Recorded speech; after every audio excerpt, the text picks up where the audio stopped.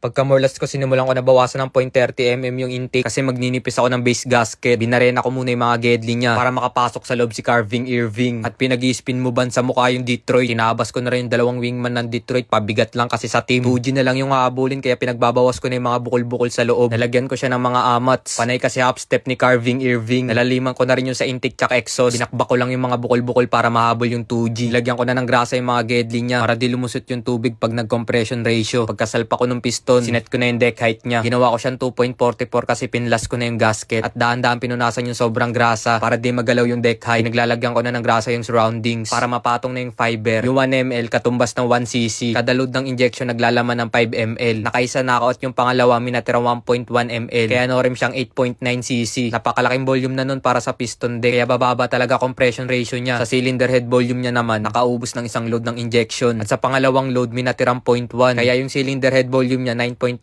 cc. 0.785 times bore times stroke. Yung stock stroke ng Raider 48.8. Kaya magiging 166 cc siya para makuha yung compression ratio. Pag adin lang yung head tsaka piston volume at ipa-plus sa cc displacement, magiging 184.8 cc na siya. Pag nakuha na yung total cc ng lahatan, i-divide naman siya sa head at piston volume. At no-rim siyang 9.8 compression ratio. Goods naman kaso mababa performance. Makapal tong bagong base gasket niya. Kaya papalitan ko siya ng Velomoid na mas manipis. Kaya gumawa na ako na magiging base gasket niya para tumaas kahit papaano yung compression ratio. Tumalo man lang siya sa 10. Kasi yung stock compression ng Raider Carb 10.2, sa FI naman 11.5. Sinalpa ko na yung piston niya sa head. Isa rin tong forbidden jutsu para hindi magalaw yung mga rings. Pagkabaon ko ng piston pin, nilagay ko na yung mga lock clip both side. Joe, kung galit ka, sabihin mo sa akin.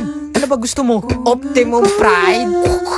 Pinunasan ko muna kasi najutsuan ni Gaara at hinaplos Bulacan. Nilagay ko na yung gasket niya. Kasukat ng luma, isang plate lang. Yung sa stock kasi 3. Kaya ang ginagawa ng iba binabawasan para tumaas yung compression ratio. Yung isang dowel niya nakakabit na sa head. Kaya isasalpak na lang siya. Pinaglalagay ko na yung mga head bolts niya at hinigpitan ng 25 Newton meter. Pinaglalagay ko na rin yung mga nut niya sa block at pinaghihigpitan. Next na sunod yung chain guide at nilawayan para hindi masakit sa unang pagbayo. Nilagay ko na yung mga shims at tappet cover niya. Tapos pinatong muna yung mga cams para ma-check yung clearance. Sa exhaust dapat papasok yung 0.20 at di papasok yung 0.25. Sa intake papasok dapat yung 0.10 at di papasok yung 0.15. Pinagpapalit-palit ko na siya. Kahit nga bago yung valve kapos pa rin ng 0.10 yung mga shims niya. Wala pa naman akong stock ng mga shims. Isa to sa pinapabili ko kay Ading kaso na emergency yung budget niya. Dumating na yung tinakdang araw na ayusin ko na siya. Wala pa yung pyesa kaya kung anong no-rim kay front preayin muna pinaglalagay ko. Kinabit ko na yung cams niya para ma-timing na. Simula sa 2 magbibilang lang ng 16 count hanggang sa number 3 ng kabilang cams. Dapat yung pang 16 nakatutok sa araw ng number 3 at dapat naka-TDC din. Grabe rin mga amats ng cam holder niya. Kaya bukod sa shims, ito rin yung maririnig na lagitik. Pati rin yung cam holder ng intake niya. Kaya kahit mapalitan man yung shims niya, may lagitik pa rin. Pati nga rin tong dalawang tolonggis na to. Pag ginaplos Bulacan nga siya, ramdam yung lubog. Kaya pinagpipinger ko na para masalpa. Kaso bigla ko naalala yung sinabi ni Ading, di gasket na pala to. Pag walang gasket, di mapapaikot yung mga cams. Kaya ginawan ko na siya ng bago. Sabi niya niliya daw yung mga holder. Siguro ay yung naisip na paraan para mabawasan yung clearance. Ang kaso nga lang ligwak. Tanggal ko nga ng tensioner. Pansin ko sponsored na pala to. Pinaplosan ko na yung tensioner niya ng liquid gasket. May nakita kasi akong bahid ng pre-cam. Pinagkakabit ko na yung mga bolt niya at hinigpitan ng 10 Newton meter. Dapat pa criss-cross para pantay yung paglapat. Ito lang yung nilagyan ko ng liquid gasket. Diyan lang kasi sa part yung madalas naglili. Pinagkakabit ko na rin yung 4 na head cover bolt. Pinagigpitan ng 14 Newton meter. Ilagay ko na rin oil pipe niya. Tapos hinigpitan ng 20 Newton meter. Sinalpa ko na rin yung drain bolt niya. At nagpalit na ng jetting sa carb niya. Yung main jet niya 115. Yung pilot jet 35. Yung 115 niya main jet gagawin ko 120. Yung 35 pilot jet niya gagawin kong 40. Pero hindi pa to yung final kasi obserbahan pa. I-check din kung rich or lean. Pinaglilinis ko muna yung loob ng carb para pag nakabit sa labas na lang. Ginamitan ko ng gasket yung manifold niya kasi lubog na yung goma. At nilagay na yung 28mm niya na carb. Tapos yung needle niya. Grabe nga yung gas filter niya. Parang milk tea. Nung kinabit ko yung hose niya bukod sa maiksi na laspag na wala nang sikip. Kaya dumekwat na ako sa paninda para mapalitan. Pagsilip ko nga sa oil filter niya, laspag na din. Parang simula sa kasa ito pa rin yung filter niya. Sinilip ko yung ilalim niya kung may rubber, no rim naman. Pinunasan ko muna bago ko nilagay yung bagong new filter. At niliquid gasketan kasi lubog na yung rubber niya. At sinalina na ng kalungkutan. Joe, kung galit ka, sabihin mo sa akin. Ano ba gusto mo?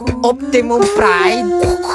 Pinagdagan ko siya ng 200ml kasi nagpalit ng filter. Kinable ko pala yung hose ni Fran Priya. Buti na lang nakita ng sinampay na hose si Bayaw. Kaya pinagdedekwat na namin. Unang kasko ng Forbidden Jutsu, hindi kumagat. Makunat na kasi yung bote. At sa wakas, sa pangalawang try, kumagat na siya. Kinabahan nga ako, kala ko mapapa-blowjob pa ako eh. Pagsaling ko nga ng gasolina, tapon yung sabaw. Kaya sa sobrang hinayang ko, tinornado attack ko siya. Pagkakuha ko ng basahan, si Bayaw biglang na-shook. Ay gago, nag-overflow man. May amats pala yung screw ng overflow niya. Pero di ko naman yung ginalaw nung naglinis. Si Bayaw na yung nagtanggal, ako naman yung naglalamas. Kaya naganap na ako kung may repair kit. Kaso sa stock ng carb lang no rem. Kaso walang no choice. Kaya dinekwat ko na lang muna yung kay Fran Priya na may goma. Pagbalik ko nilalamok na si Bayaw. Kaya kinabit ko na para matesting na. Inadjust ko muna si Idol. Pagpadyak ko lusot yung kick niya. Mukhang may palitan sa clutch assembly. Pwedeng lining wheel o kaya pressure plate. Malas ni Ading pag all of the above.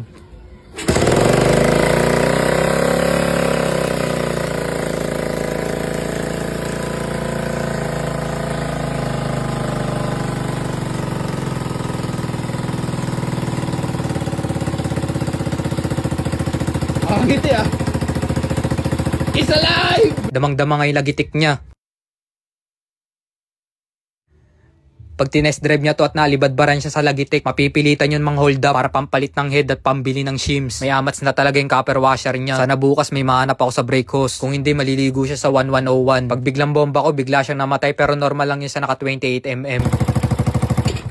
Aray ko. Kaya si Bayaw na lang pinapadya ko kasi may injury si Derek Rose.